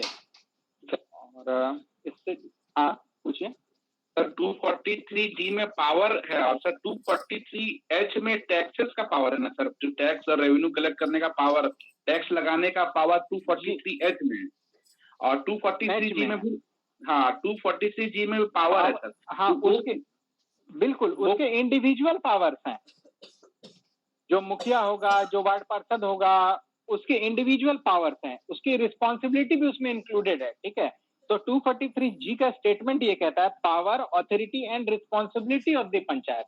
सिर्फ पावर ही नहीं, पावर, उसका ऑथोरिटी यानी उसका अधिकार, उसका क्षेत्राधिकार, और उसका रिस्पॉन्सिबिलिटी बना है। तो खाली फोटो खिंचाने के लिए मुखिया नहीं ना बनेगा कोई, उसके कुछ रिस्पॉन्सिबिलिटीज भी हैं। तो ये जो है वो पावर, ऑथोरिटी और रिस्पॉन्सिबिलिटी जी में है।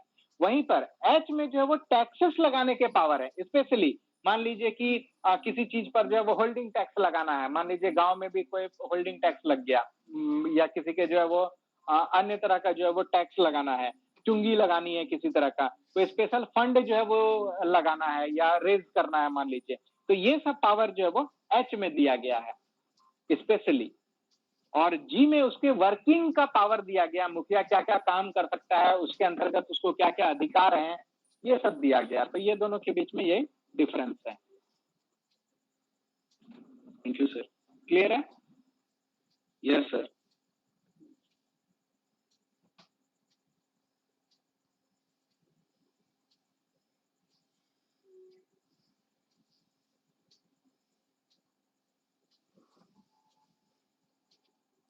पंचायती राज जो है वो आज हम लोगों ने जो है वो कवर कर लिया।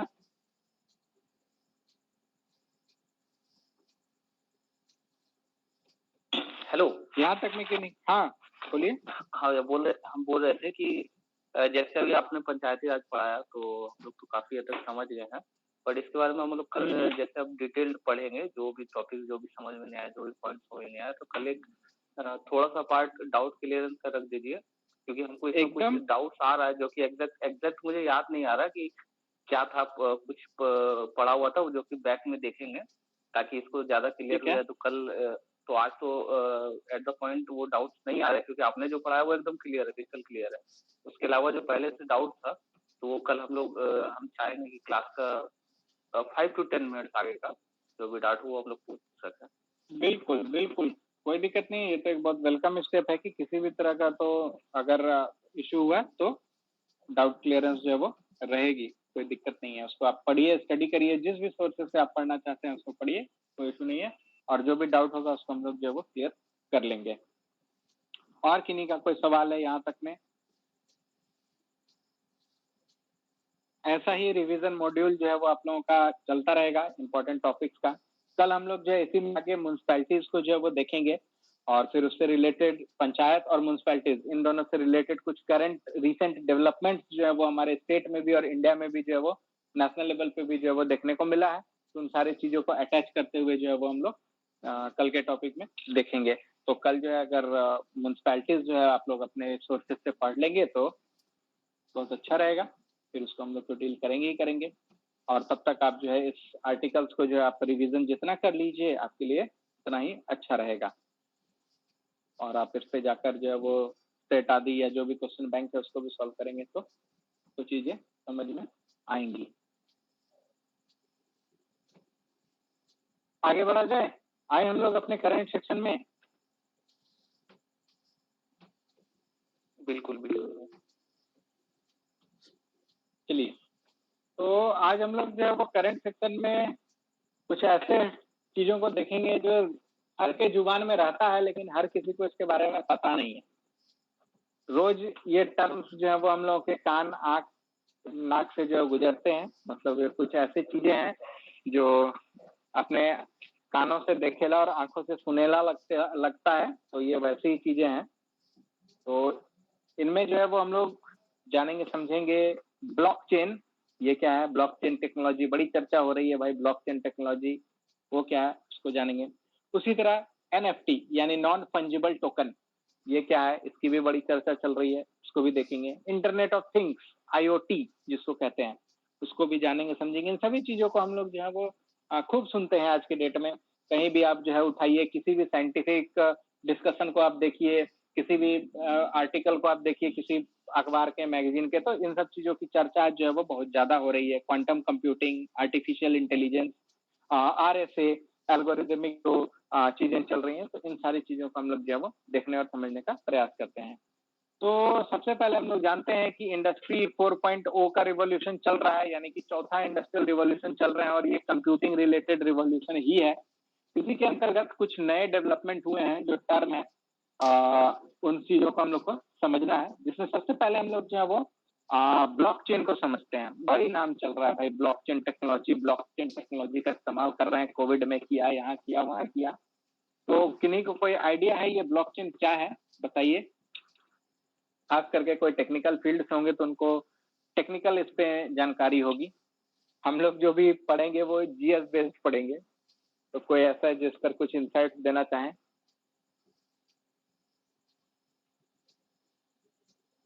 क्या है ब्लॉकचेन?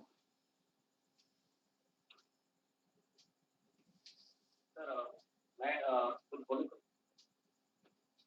हाँ बिल्कुल बिल्कुल, बोलिए संतोष जी।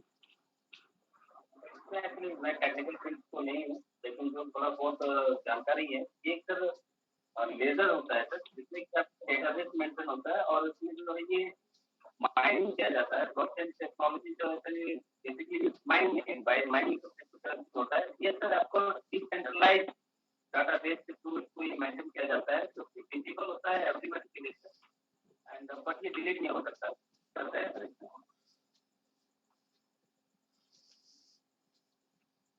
हाँ ठीक है, आपको मतलब थोड़ा सा समझ है कि क्या है, थोड़ा सा इसका विस्तार है। ये जो चीजें हैं आप उसको बहुत लिमिटेड डोमेन में जो है वो समझे हैं।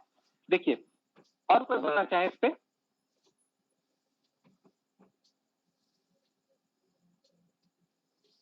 और कोई बोलना चाहेंगे?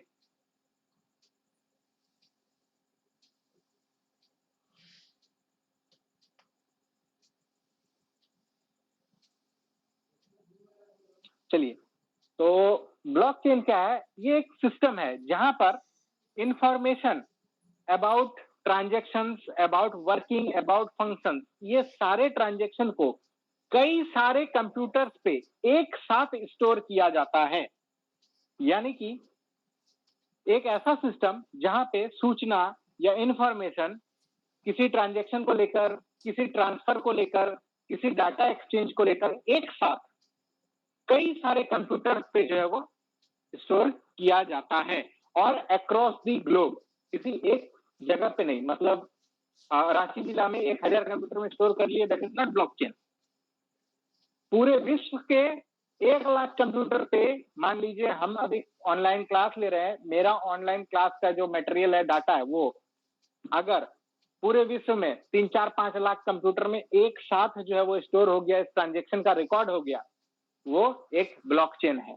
यानी कि एक ऐसा सिस्टम जहां पे इंफॉर्मेशन अबाउट ट्रांजेक्शन, ट्रांजेक्शन से ये मत समझिएगा कि खाली पैसा गूगल पे, वो ट्रांजेक्शन नहीं। Transaction in the sense data का ट्रांजेक्शन, उसमें आप चैटिंग का भी ट्रांजेक्शन हो सकता है, कुछ कॉन्फिडेंशियल इंफॉर्मेशन का ट्रांजेक्शन होता है, रुपयों का ट्रांजेक्शन हो गया, कुछ इंफॉर्मेशन का ट्रांजेक्शन, फोटोज का ट्रांजेक्शन, वीडियोज का ट्रांजेक्शन।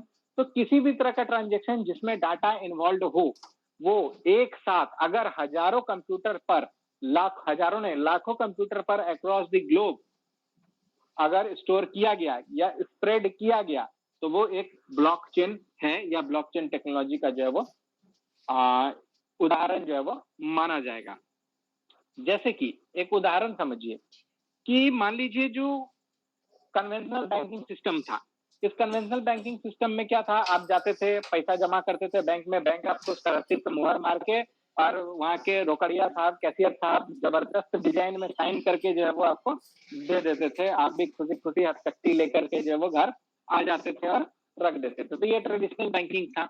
यहाँ से जब हम लोग आगे बढ़े तो अब हम लोग गूगल पे, पेटीएम, क्यूआर स्कैनर, उसके बाद वो अपना पेटीएम और ये वो जो है वो कर रहे हैं। तो ये कन्वेंशनल बैंकिंग सिस्टम से हम लोग एक जो है वो डिजिटल बैंकिंग सिस्टम की ओर बढ़े। अब इस बैंकिंग सिस्टम में देखिए, एक डाटा मान लीजिए मेरे और आपके बीच जो है वो ट्रांजेक्शन हो रहा है। मान लीजिए जो मैंने फी रखी है उस फी का ट्रांजेक्शन कर रहा है। ये डाटा देखिए कितने जगह स्टोर हो रहा है। मेरे पास भी, हम अपना ऐप खोलेंगे तो मेरे पास भी ये डाटा स्टोर है। आप जिसने मुझे ट्रांसफर किया, आपके पास भी ये डाटा स्टोर है। आप मान लीजिए पंजाब नेशनल बैंक के ग्राहक हैं, हम मान लीजिए यूनियन बैंक ऑफ इंडिया ग्राहक है, तो पंजाब नेशनल बैंक ने भी वो ट्रांजेक्शन का डाटा रखा, यूनियन बैंक ने भी वो ट्रांजेक्शन का डाटा रखा। उसके बाद एक सेंट्रलाइज्ड कंप्यूटर का कंपनी है जो ये ट्रांजेक्शन को जो वो फॉलो करवा रही है। यानी जो बैंक ने जिस कंपनी को, जिस सॉफ्टवेयर कंपनी को जो वो ठेका दे रखा है, उसके पास भी डाटा रहा। आरबीआई के पास भी जो है वो डाटा रहा, ताकि भविष्य में जो है वो ट्रांजेक्शन को लेकर किसी तरह का केस हुआ तो वो हुआ। आरबीआई के थ्रू और भी जो आरबीआई का मॉनिटरिंग पैनल है उसके पास डाटा रहा। तो ये एक छोटा सा उदाहरण रहा कि एक सिंगल 1 रुपया का भी ट्रांजेक्शन हुआ तो ये एक साथ कितने जगह पर जो है वो स्टोर हो गया, या कितने जगह पर जो है वो ट्रांजेक्शन जो है वो ये हो गया, एक साथ कितने लोगों को ये इन्फॉर्मेशन मिल गया। ये हम बस छोटा सा उदाहरण दिए कि एक ट्रांजेक्शन पे देखिए 5-6 लोग का तो चीजों का ट्रांजेक्शन का तो जगह जो है वो आपको तुरंत ही दिख गया। एक रिसीव करने वाले के पास डाटा, एक भेजने वाले के पास डाटा, रिसीव करने वाले बैंक के पास डाटा, भेजने वाले बैंक के पास डाटा। उन दोनों के बाद जिस प्राइवेट कंपनी का यूज कर रहे हैं, मान लीजिए गूगल पे का यूज कर रहे हैं, तो गूगल पे के पास वो डाटा। गूगल जो है वो किसी कंपनी को हायर कराइए कि भैया तुम अपना जो ये ट्रांजेक्शन वाला सिस्टम है उसको रिलेटेड सॉफ्टवेयर बनाओ, उसके पास ये डाटा। आरबीआई के पास ये डाटा, बैंकिंग लोकपाल के पास जो है शायद ये डाटा। तो एक साथ ये डाटा कितने सारे लोगों के पास, कितने सारे कंप्यूटर्स में जो ग्लोबली स्टोर हो गया, ग्लोबली स्टोर हो गया। हो सकता है मेरे कंप्यूटर का सर्वर जो है वो ऑस्ट्रेलिया से बैठ के ऑपरेट हो रहा हो सकता है आपके बैंक का सर्वर जो है वो यूएसए से बैठ के ऑपरेट हो रहा हो। तो ये क्या हुआ, पूरे ग्लोबली जो है एक ट्रांजेक्शन जो है वो कई जगह स्टोर हो गया। तो यही जो है वो ब्लॉकचेन है। बस इतना ही समझिए इसमें, इससे ज्यादा जो है वो डीप जाने का जरूरत नहीं है। इसका प्लेन एंड क्लियर डेफिनेशन यही होता है कि एक ऐसा सिस्टम जहां पे इंफॉर्मेशन अबाउट ट्रांजेक्शन जो है वो एक साथ रियल टाइम में countless computer spread across the globe हो वहां पे स्टोर हो जा रहा है, ये वही जो है वो ब्लॉकचेन है। इसका जो है वो वेरियस तरह से जो है वो इस्तेमाल किया जा रहा है। आप देख रहे हैं ट्रेडिंग में, मार्केटिंग में, शेयर मार्केट में, इस तरह से जो है वो चीजें जो है वो चल रही हैं। तो भविष्य में जो है हो सकता है बैंकिंग सिस्टम का जो एग्जांपल दिए, ये बैंकिंग सिस्टम जो है वो इस ब्लॉकचेन पर जो है वो आ जाए और फिजिकल बैंक जो है वो हम लोगों को दिखने जो है वो शायद जो है वो आने वाले 100-50 सालों में जो है वो ना भी दिखे, तो ऐसा चीज जो है वो हो सकता है। और ये जो है वो इसका फायदा क्या है कि दिस इज मोर सिक्योर। अगर हम चाहें तो अपना डाटा जो है वो, मान लीजिए मेरे मोबाइल से डिलीट हो गया है, तो हम फिर से वो एप्लीकेशन डाउनलोड करके, और हाँ ठीक है, फिर जो हम जिस ऐप से ये कर रहे हैं वो ऐप वाले के पास भी वो डाटा चला गया। मान लीजिए हमने जो है वो जिस ऐप से डाउनलोड किया, तो वो ऐप को डेवलप करने वाली एक कंपनी है, जरूरी नहीं पेटीएम ने किसी कंपनी को हायर किया होगा जो उसके सॉफ्टवेयर को डेवलप किया होगा, तो सॉफ्टवेयर कंपनी के पास भी आपका वो डाटा है। तो यही जो है वो ब्लॉकचेन है कि एक साथ जो है वो चेन्स बने हुए हैं ट्रांजेक्शन के। तो इसको समझने में कोई दिक्कत?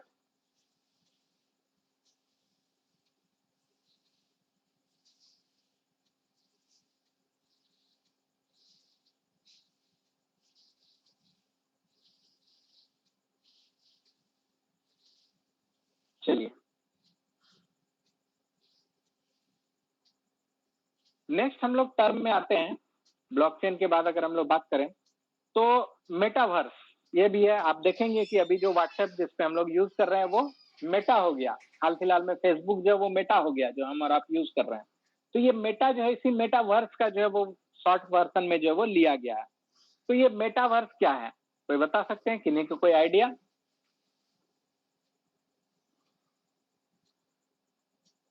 सर एक टाइप का सर वर्चुअल वर्ल्ड इसको बोल सकते हैं। बिल्कुल बोल सकते हैं वर्चुअल वर्ल्ड, लेकिन कुछ थोड़ा इसका और डेफिनेशन और डेप्थ।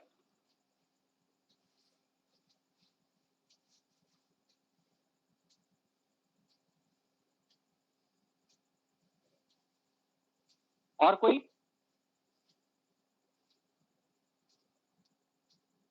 देखिए ये मेटावर्स दो टर्म, मेटा और वर्स। वर्स जो है वो यूनिवर्स टर्म से लिया गया है, और मेटा जो है वो, मेटा मतलब बहुत सारा होता है, मल्टीपल मेटा, इस तरह से जो हम लोग बात करते हैं।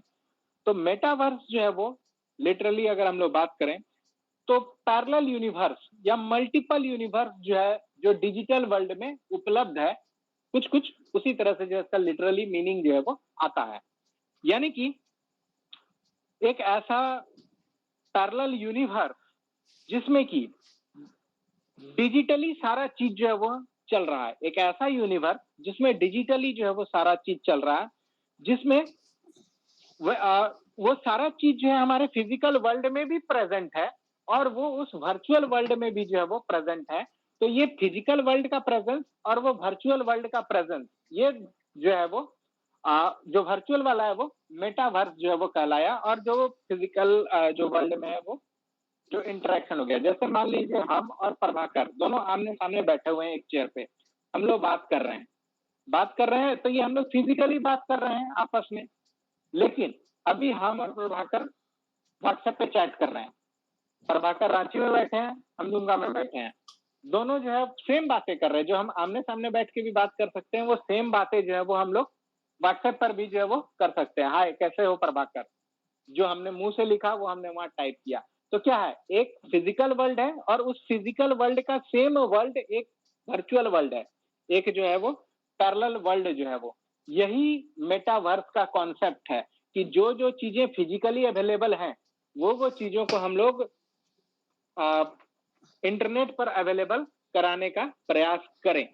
तो यही कॉन्सेप्ट है मेटावर्स का, एक पैरेलल यूनिवर्स क्रिएट करना। यानी दो लोगों का प्रेजेंस जो है वो अगर फिजिकल है तो वही दो लोगों का प्रेजेंस हम लोग जो है वो वर्चुअल वर्ल्ड में भी जो है वो उपलब्ध करा दें। इसका मकसद ये है कि बहुत सारे लोग ग्लोबली जो है वो एक दूसरे का जो है प्रेजेंस को जो है वो फील कर पाए। इसका एक एग्जांपल जो हमने अभी आपको दिया कि जिस तरह से चैट कर सकते हैं। अब उसी में हम लोग देखेंगे कि आज की डेट में इसको रोबोटिक्स से जोड़ने का जो है वो प्रयास किया जा रहा है। या फिर वीडियो गेमिंग के आप सिस्टम में आप देखेंगे तो आज के नए बच्चों को आप देख रहे होंगे जो 8, 9, 10, 11, 12 आदि में पढ़ रहे हैं, वो गेम में घुसे हुए हैं और वो जो है उनका फेस ये सब का रिकॉग्निशन ले करके वो गेम के अंदर उनका फिगर, उनका बॉडी वो ही एक्ट कर रहे हैं, वो चल रहे हैं, वो दौड़ रहे हैं, भले यहाँ कंट्रोल उसको रिमोट से कर रहे हैं। मान लीजिए आप क्रिकेट खेल रहे हैं तो आर्टिफिशियल गेम जो आजकल हो गया है, तो आप जो है एज प्लेयर खेल रहे हैं, आपका हाथ का एक्टिविटी, पैर का एक्टिविटी वो मोबाइल से कंट्रोल हो रहा है या आपके उससे इलेक्ट्रॉनिक डिवाइस से कंट्रोल हो रहा है। तो जो खेल आप मैदान में खेल रहे हैं वो खेल आप जो है मोबाइल के अंदर वाले मैदान में खेल रहे हैं। आप ही हैं, आप ही बॉल घुमा रहे हैं, आप ही बल्ला घुमा रहे हैं, लेकिन जो मोशन वहां पे आप दे रहे हैं वो आप आर्टिफिशियली दे रहे हैं और जो मोशन आप यहाँ पे देंगे वो आप जो है फिजिकल प्रेजेंट वर्ल्ड में देंगे। तो इन्हीं फिजिकल वर्ल्ड की चीजों को इसी वर्चुअल वर्ल्ड में उपलब्ध कराना ही जो है वो मेटावर्स टेक्नोलॉजी या मेटावर्स का कॉन्सेप्ट है। इसका सबसे बड़ा उदाहरण आज की डेट में वीडियो गेम है, पबजी है। बैठा हुआ है यहाँ आपके बगल में और बोलेगा मार मार मार मारो मारो उसको मारो, अरे बस आ रहा है, ये आ रहा है, वो आ रहा है। बैठा हुआ है, आइसोलेशन में बैठा हुआ है, फील्ड में बैठा हुआ है और वो वहां पे बात कर रहा है हेडफोन लगा के। और हम तो अपने घर में भी ये चीजों को देखे हैं जो आज के डेट में 15-17, 12 से 15-17 के एज के जो बच्चे हैं वो तो मैदान छूट ही गया उनका और वो इसी गेम में जो है वो घुसे हुए हैं। तो ये जो है वो मेटावर्स टेक्नोलॉजी का जो है वो समझ लीजिए कि नतीजा है। इसके कुछ अच्छे भी चीजें हैं, कुछ बुरे भी चीजें हैं। इसीलिए फेसबुक जो है वो अपने आप को मेटा कर लिया है कि वो अब, या व्हाट्सएप जो है वो अब उसका दिमाग जो है वो उस ओर काम कर रहा है कि जो फिजिकल वर्ल्ड है उसको हम वर्चुअल वर्ल्ड में उपलब्ध करा दें। यही विजन से जो है वो अपने आप को जो है वो नाम बदल दिया है। तो उम्मीद है आपको ये मेटावर्स समझ में आया होगा।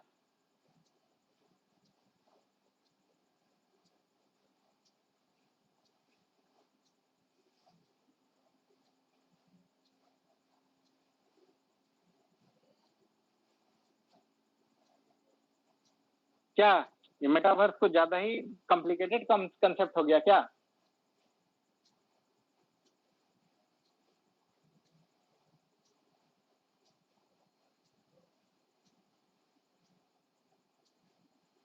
क्लियर है मेटावर्स?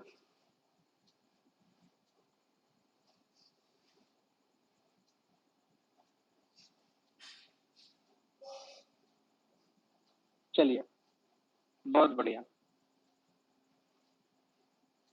नेक्स्ट आते हैं हम लोग इंटरनेट ऑफ थिंग्स, IoT। देखिएगा कितना बारीक है। जैसे थिंग्स की बात की, अभी तुरंत दिमाग में एक चीज कौन देगा, अरे यही तो मेटावर्स था भाई, यहाँ भी फिजिकल वर्ल्ड वहां भी वर्चुअल वर्ल्ड, वही चीज तो है। लेकिन नहीं, इन दोनों के बीच में भी डिफरेंस है, दोनों सेम नहीं है। जो मेटावर्स है वो एक डिजिटल वर्ल्ड क्रिएट करने की बात करता है जो कि हमारा रियल वर्ल्ड जैसा ही हो। यानी कि जो वीडियो गेम इसका सबसे अच्छा उदाहरण है।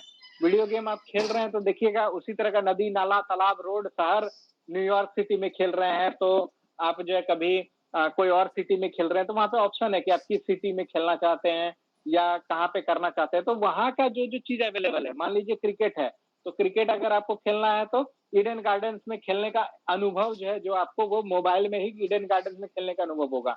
तो वो इंटरनेट और ग्लोबल पोजिशनिंग सिस्टम, जीपीएस, ये सब को यूज करके उसका एक इमेज क्रिएट किया कि वर्तमान में जो है वो ईडन गार्डन्स कोलकाता कैसा दिख रहा है, उसका मैदान का सेट साइज कितना है, और आपको जो है खिलाड़ी के रूप में उसी मैदान में जो है उपस्थित करा देगा। यानी कि जो आप फिजिकली वहां ना उपलब्ध होकर आप वर्चुअली वहां पे उपलब्ध है। तो ये कॉन्सेप्ट जो है वो मेटावर्स है।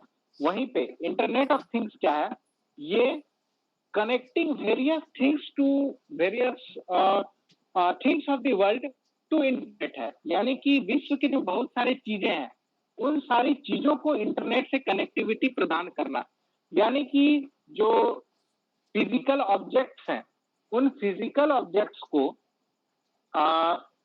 इंटरनेट के माध्यम से कनेक्ट कराना या इंटरनेट के माध्यम से उपलब्ध कराना जो है वो इंटरनेट ऑफ थिंग्स है।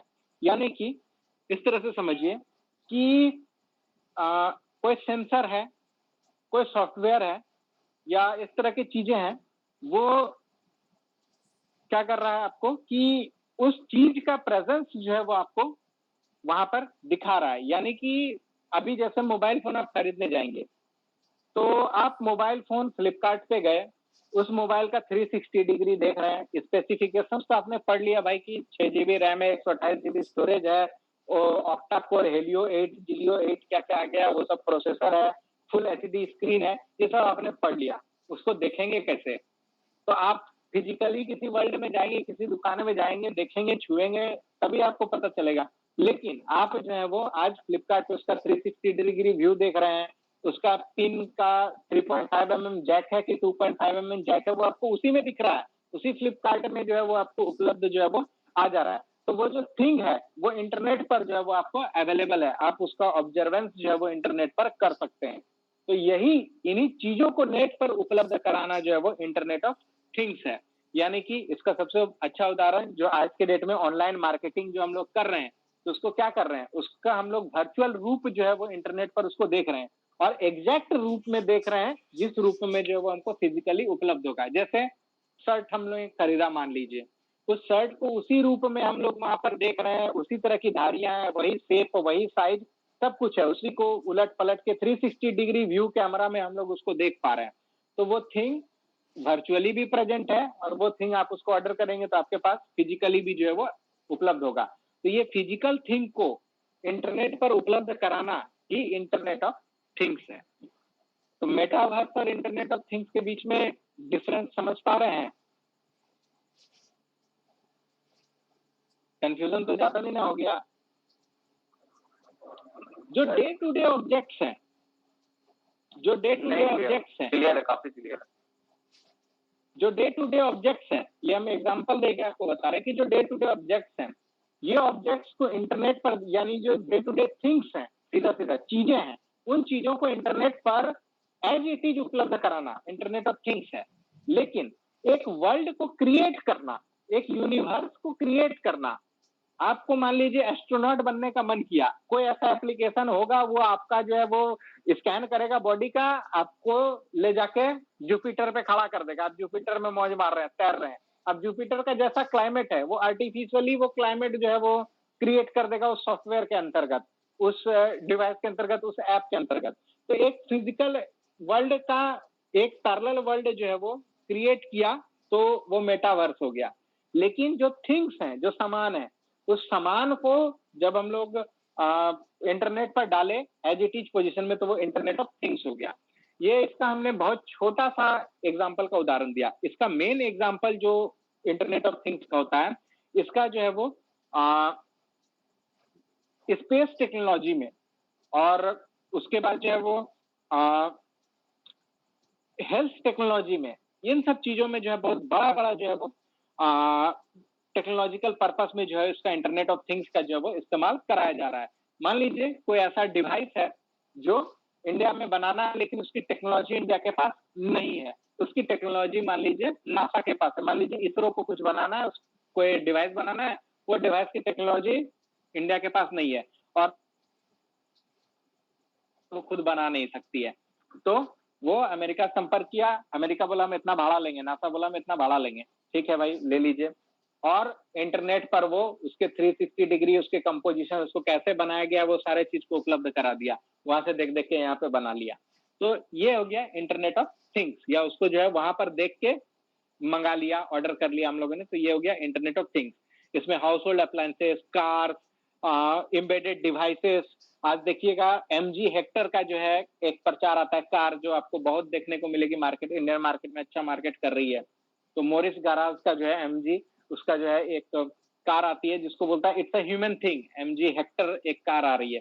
तो वो पूरी तरह से इंटरनेट ऑफ थिंग्स पर जो है वो आधारित है। वो आपके मोबाइल से वो कार का पोजीशन देख रहे हैं, उस कार का गेट खोल रहे हैं, उस कार को स्टार्ट कर रहे हैं, उस कार को स्टॉप कर रहे हैं, उस कार के कंट्रोल्स को नियंत्रित कर रहे हैं, उस कार का जो है वो आप स्पीड को नियंत्रित कर रहे हैं, कौन ड्राइव कर रहा है, कौन उसको ऑन कर सकता है, नहीं कर सकता है, वो सारा आपका फिंगरप्रिंट, ये सब से जो है वो चीजें चल रही हैं। तो वो आप कर किससे रहे हैं, भाया इंटरनेट कर रहे हैं, तो इसलिए वो इंटरनेट ऑफ थिंग्स है। और वहीं पे मेटावर्स एक पैरेलल यूनिवर्स क्रिएट करने की बात जो है वो करता है। तो यही जो है वो चीजें आ गई, internet of things, metaverse, blockchain हमने समझा। इसके बाद अगर हम लोग बात करें, 2-3 चीजें और हैं, थोड़ा सा क्लास लंबा जा रहा है, बट प्लीज थोड़ा सा कोऑर्डिनेट करिए, संडे का दिन है। क्वांटम कंप्यूटिंग और आर्टिफिशियल इंटेलिजेंस क्लाउड कंप्यूटिंग और NFTs यानी कि नॉन फंजिबल टोकन्स। तो सबसे पहले NFT समझते हैं। नॉन फंजिबल टोकन्स क्या होता है, कोई बता सकते हैं?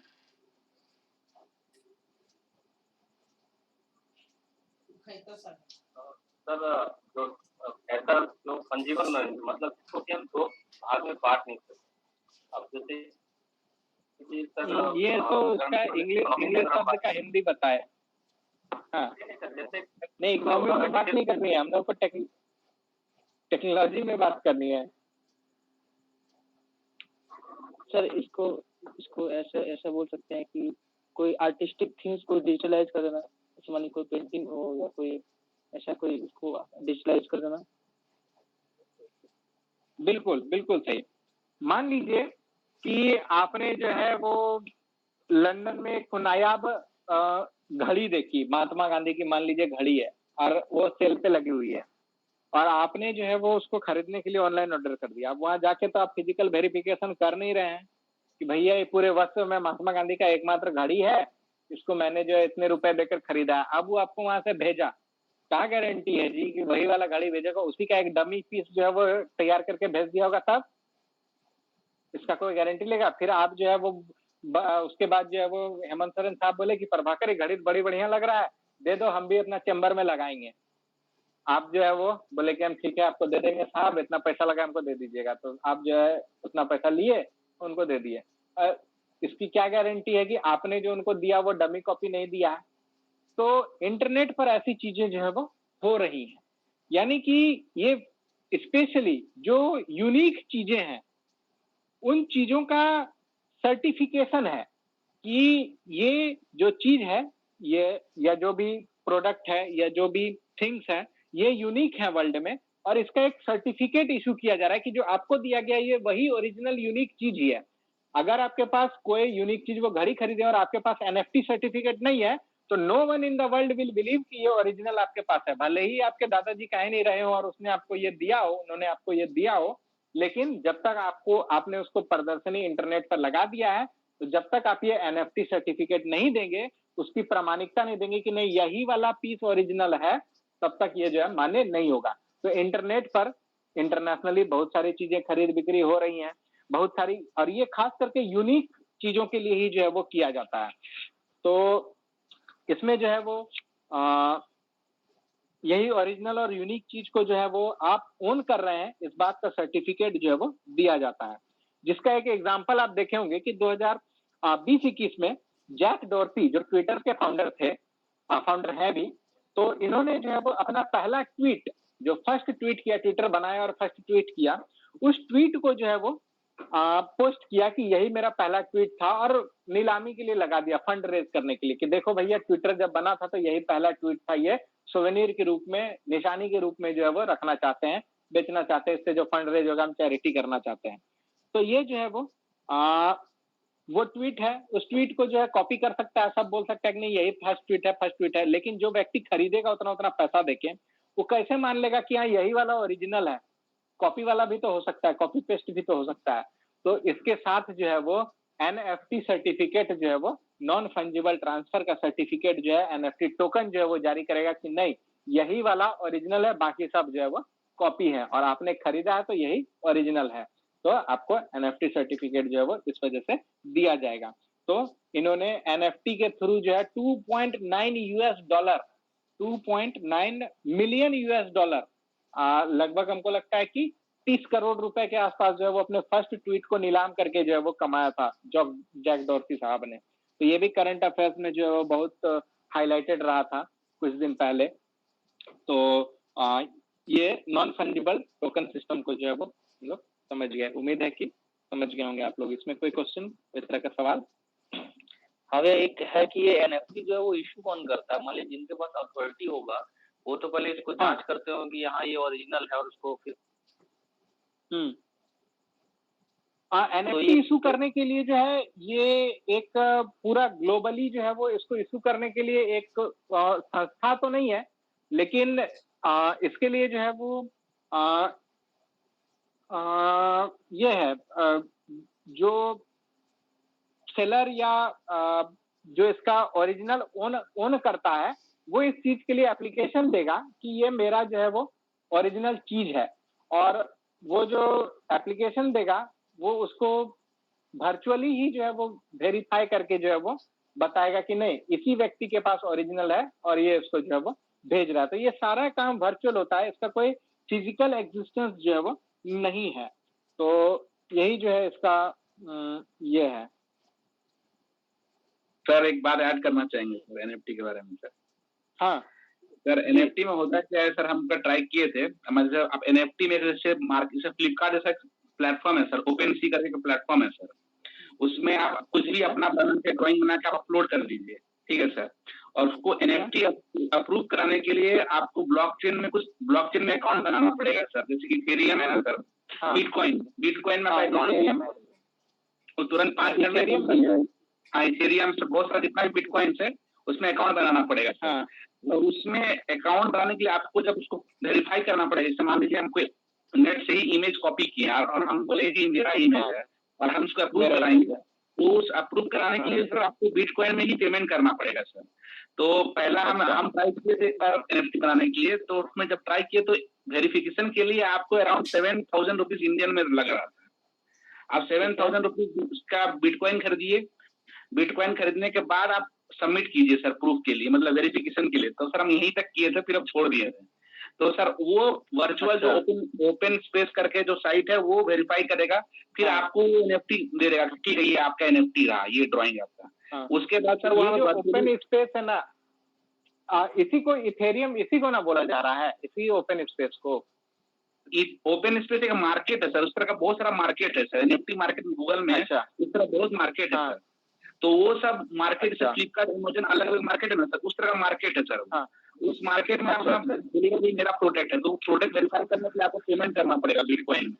वो वेरीफाई करके आपको देगा कि हाँ ये अब सही है कि नहीं, आता है उस तरह का ड्राइंग और कोई नेट में है कि नहीं, सोर्स में है कि नहीं।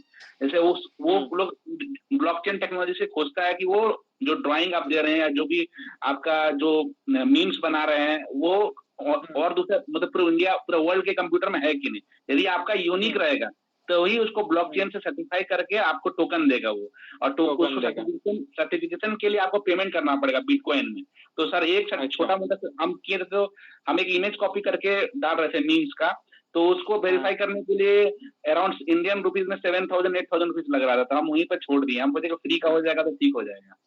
तो सर ये है सर ये कॉन्सेप्ट। और वो एनएफटी आप उसमें हुआ तो आप उसी में बेच सकते हैं सर, उस वहां पे जो उस ओपन स्पेस या जहाँ पे जिस प्लेटफॉर्म में बना मार्केट प्लेस में, उसी प्लेटफॉर्म पे ही आप एनएफटी अपना बेच सकते हैं। आप दूसरा एनएफटी हो गया रूबिकल, इस तरह बहुत सारा है एनएफटी सर मार्केट प्लेस, उसमें आप नहीं बेच सकते। जैसे अमेजोन में प्रोडक्ट जब लिस्ट किए तो अमेजोन में ही बेच सकते हैं, वो प्रोडक्ट फ्लिपकार्ट में आप नहीं बेच सकते हैं। तो फ्लिपकार्ट के लिए आपको फिर अलग से एनएफटी बनाना पड़ेगा उस मार्केट प्लेस के लिए। अच्छा, उस मार्केट के अलग से बनाना। हाँ सर, इतने नॉलेज है सर हमको इसके बारे में। चलिए, बहुत आप इसको प्रैक्टिकली करके देखें तो आपको जो है इस पर बहुत बेहतर जो है वो जानकारी है, और भी हम इसको समझ पाए। आप जो ये बताए तो हम इसको और समझ पाए कि ये इथेरियम का जो कॉन्सेप्ट है ये हमको बार बार कंफ्यूज कर रहा था, तो अब ये समझ में आ गया कि ये एक मार्केट है। तो विशाल, आपका हमको लगता है कि क्वेश्चन का भी जो है वो समाधान आपको मिल गया होगा। हाँ भैया बिल्कुल, अब समझ में आ रहा है। तो आज हम लोग यहीं तक अब रहने देते हैं, क्योंकि काफी लेट भी हो गया है ना। तो जो चीजें हैं उसको हम लोग नेक्स्ट क्लास में भी कवर कर लेंगे। तो ये सब जो चीजें हैं, हालांकि एग्जाम में ये किस तरह से प्रश्न बनेगा ये कह पाना थोड़ा मुश्किल है, लेकिन वर्तमान में एक नॉलेजेबल पर्सन से जो है इन सब चीजों के बारे में जानकारी जो है वो अपेक्षित है। तो हो सकता है आने वाले भविष्य में कभी जो है वो इन सब चीजों से आपको प्रश्न जो है वो देखने को मिल जाए। तो और डे टू डे लाइफ में अब ये सब शब्द जो है वो हमारा कॉमन हो चुके हैं। कहीं ना कहीं आप कोई पेपर पढ़ रहे हैं, अखबार पढ़ रहे हैं, आपको ये सब टर्म्स जो आपको दिखते रहेंगे। तो इन सब चीजों को जानना भी जो है वो बहुत जरूरी है। तो इसी चीज को सोच करके जो है हम आज ये चीजों को उठाए कि blockchain, NFT, cloud computing, quantum computing, artificial intelligence, internet of things और मेटावर्स। तो ये सब चीजें जो है वो बहुत कई बार अगर आप इसके बारे में नहीं जानते तो कंफ्यूजिंग होती हैं कि ये क्या है, एक दूसरे से कंफ्लिक्टिंग भी नजर आती है। तो इसी टारगेट से जो है आज इस चीज़ों को जो है हम लिए थे। बाकी उधर बेसिक सेक्शन में हम लोगों ने काम की चीज़ें तो पढ़ी ही हैं। तो आप लोग की तरफ से अब फीडबैक बताइए।